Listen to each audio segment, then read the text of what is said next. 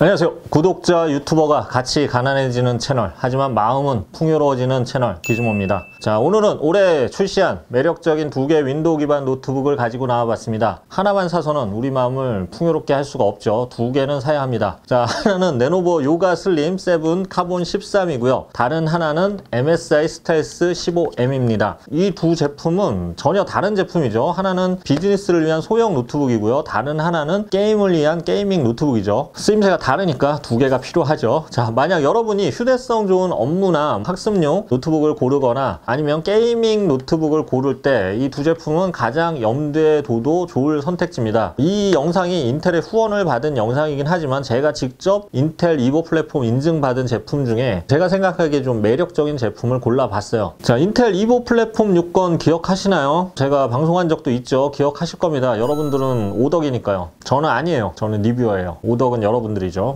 자, 어쨌든 인텔 이보 플랫폼 인증은 단순히 성능만 좋거나 아니면 휴대성에 올인하거나 또는 한두 가지 특징에 올인한 제품이 아니라 노트북 활용성을 좀 극대화하는 여러 조건을 골고루 반영해서 그걸 다 통과해서 설계한 제품을 뜻하죠. 그래서 실제 활용에 있어서는 만족감이 상당히 높을 수밖에 없습니다. 그래서 오늘 이 두 제품을 리뷰하면서 어떤 특징이 있는지 알아보겠습니다. 리뷰 시작하겠습니다.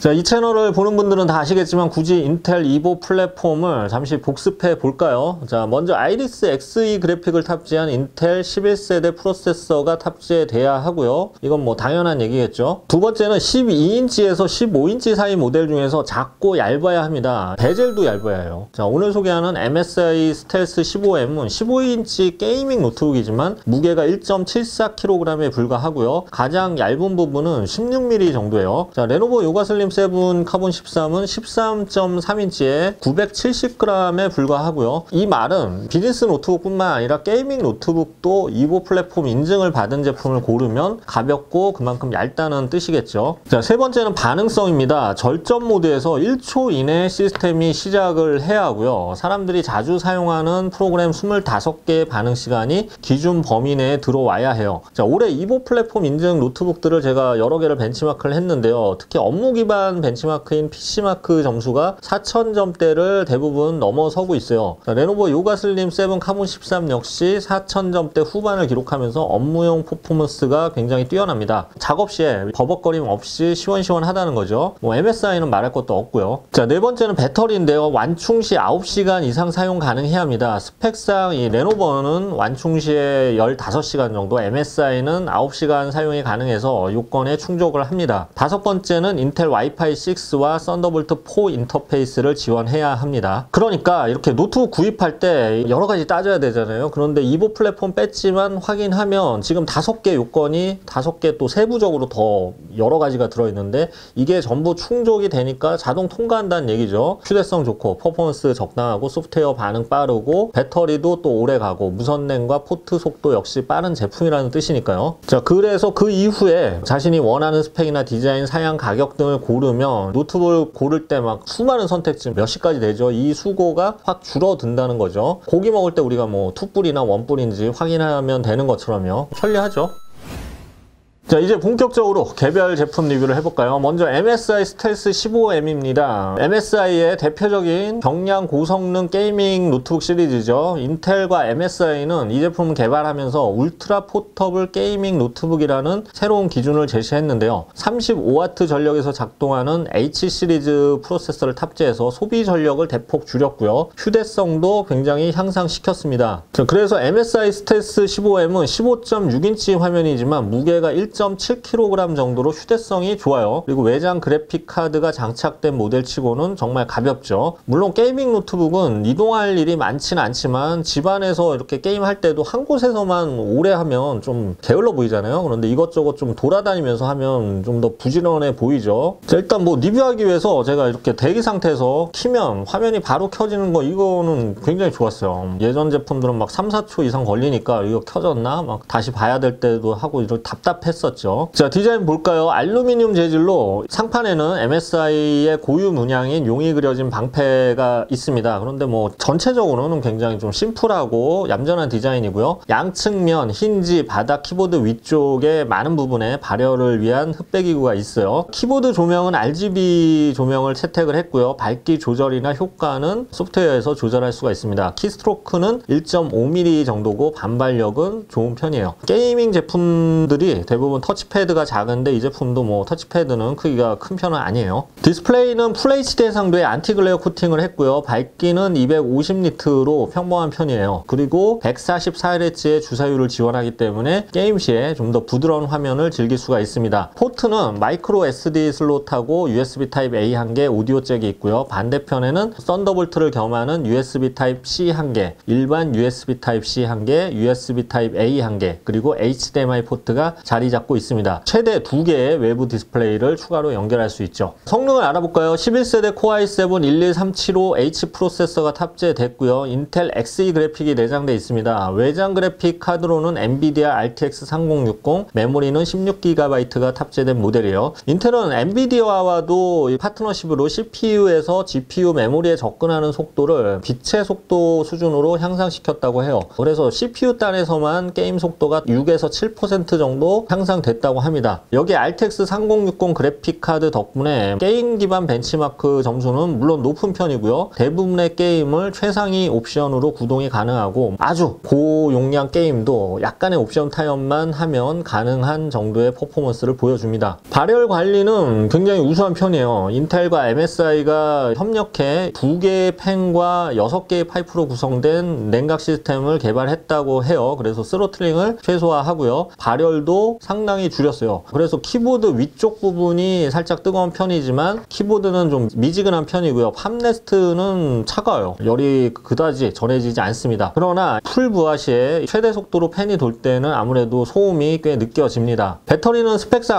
9시간이지만 테스트에서는 한 5시간 정도가 나왔어요. 하지만 이 외장 그래픽 카드를 사용한 게이밍 노트북 치고는, 그리고 배터리 용량이 한 52Wh인데 이 정도 치고는 효율은 굉장히 좋은 제품입니다. 자, 그 밖에 스피커 자체 품질은 아주 좋진 않지만 나히믹 사운드 솔루션이 적용돼서 헤드셋 착용 시에는 최상의 게임 경험을 맛볼 수 있는 장점이 있죠.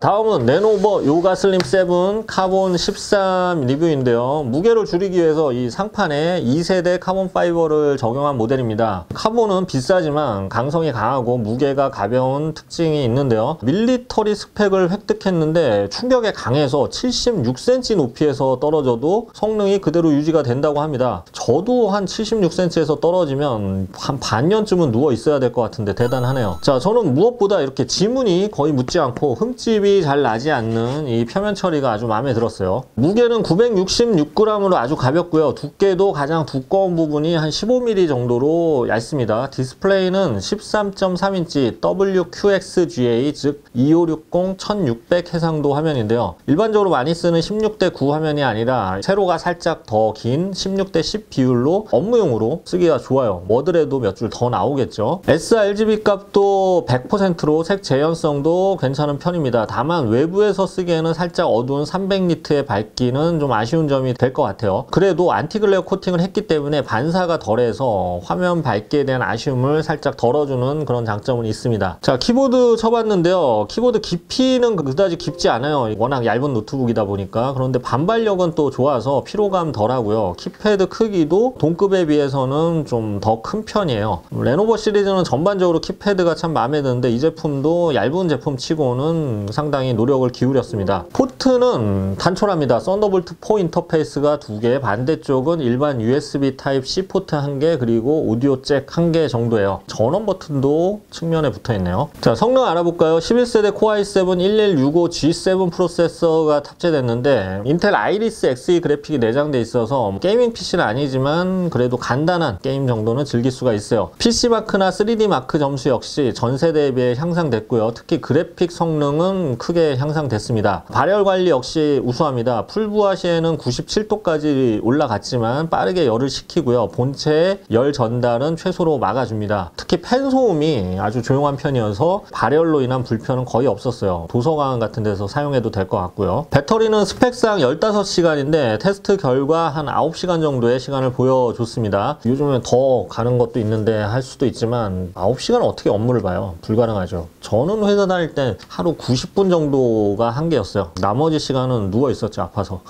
자, 비즈니스를 위한 재밌는 기능이 탑재가 됐습니다. 고개를 이렇게 돌리면 화면을 좀 흐리게 만들어주거나 누군가 이렇게 엿보는 것을 감지해서 경보를 알려주는 글랜스라는 기능이 있는데요. 엿보지 말아야 할 것을 좀 화면에 잔뜩 띄워놓는 사용자에게는 아주 유용한 기능입니다. 몇몇 사용자들은 지금 구미가 당기죠. 자, 그 밖에 레노버 벤티지, 레노버 큐 컨트롤 등의 소프트웨어가 아주 편리하고 완성도가 전반적으로 높습니다. 업무 용도로 쓰기에는 굉장히 최적의 노트북이라고 할 수가 있어요. 자, 그리고 내장 스피커 가 있는데 해상력은 괜찮은데 저역은 역시 얇은 노트북이다 보니까 좀 거의 없어서 업무용에 최적화된 스피커라고 할 수가 있어요. 대신 돌비 애트모스를 지원해서 영화 감상 시에 입체 음향을 느낄 수 있는 장점이 있습니다. 자, 정리해 보겠습니다. 오늘 소개한 두 제품은 인텔 이보 플랫폼의 장점을 극대화한 비즈니스용 그리고 게임용 노트북입니다. 가볍고 휴대성이 비교적 좋으면서 최선의 비즈니스 경험 또는 게이밍 경험을 느낄 수 있는 장점이 있죠. 전반적으로 빠른 동작과 빠른 인터페이스, 빠른 시작 그리고 향상된 그래픽 성능으로 업무나 게임 시 흐름이 끊기는 일을 최소화했고요. 몰입감을 높여서 우리가 컴퓨터 중독에서 헤어나오지 못하도록 아주 정밀하게 설계했습니다. 무섭네요. 자, 각각 단점 을 꼽자면 MSI 스트레스 15M은 최대 팬 속도 시에 팬 소음이 느껴진다는 점, 그리고 레노버 요가 슬림 7은 화면 최대 밝기가 살짝 아쉽다는 점과 썬더볼트를 겸한 USB 타입C 포트만 3개 있다는 점, 이거는 비즈니스 용도일 때는 젠더도 필요하고 하니까 살짝 불편한 점이 될 수가 있어요. 자, 오늘은 두 제품 리뷰를 동시에 했는데요. 두 편을 하니까 2배로 빨리 늙는 기분이네요. 그리고 제가 녹음을 잘못해갖고 지금 한 번 더 다시 리뷰를 했어요. 이건 4배 더 늙는 기분이에요. 오늘은 좀 더 늙었고 리뷰 내용도 많아서 빨리 마무리하겠습니다. 지금까지 기즈모였습니다. 감사합니다.